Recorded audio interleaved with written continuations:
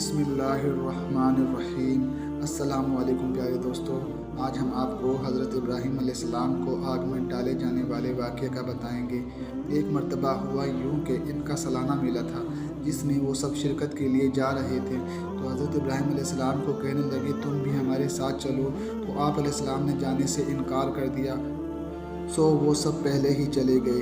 جب وہ سب اہل کفر چلے گئے تو حضرت ابراہیم علیہ السلام نے بت خانے میں جا کر بتوں کو توڑنا شروع کر دیا، اور سب بتوں کو تہس نہس کر کے آپ سیدھے سب سے بڑے بت کے پاس آ گئے، اور جس کلہاڑی سے ان سب کو توڑا تھا اسے سب سے بڑے بت کے کاندھے پہ رکھ دیا اور واپس تشریف لے آئے۔ جب ان بتوں کے پجاری واپس آئے اور بتوں کی یہ درگت بنی ہوئی دیکھی تو آپس میں مکالمہ کرنے لگے کہ یہ کس نے کیا اور کون اتنی جرأت کر سکتا ہے۔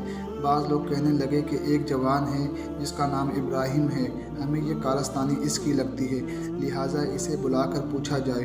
حضرت ابراہیم علیہ السلام کو بلایا گیا اور پوچھا گیا۔ آپ علیہ السلام نے فرمایا کلہاڑا اس کے کاندھے پر ہے، آخر تم لوگ اپنے ان ٹوٹے پھوٹے خداؤں ہی سے کیوں نہیں پوچھتے کہ کس نے تمہیں توڑا ہے؟ وہ بولے ہم ان خداؤں سے کیا اور کیسے پوچھیں، آپ تو جانتے ہیں کہ یہ بت بول نہیں سکتے۔ آپ علیہ السلام نے فرمایا جب تمہیں یہ نفع نقصان نہیں دے سکتے تو ان کی پوجا کیوں کرتے ہو؟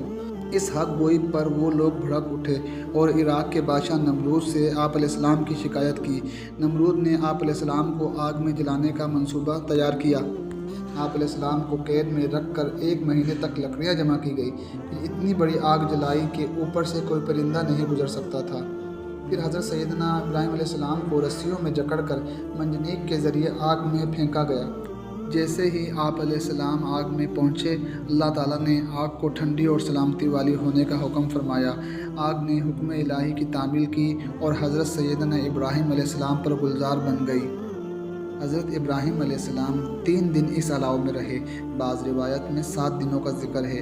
اللہ تعالیٰ کی قدرت کے الاؤ بھی روشن رہا اور حضرت ابراہیم علیہ السلام کے جسم پر آنچ تک نہ آئی۔ یہ عقیدے کی بہت بڑی فتح تھی۔ مذکورہ بالا دنوں کے بعد آپ نمرود کے کہنے پر ہی آگ سے زندہ اور صحیح سلامت باہر تشریف لے آئے۔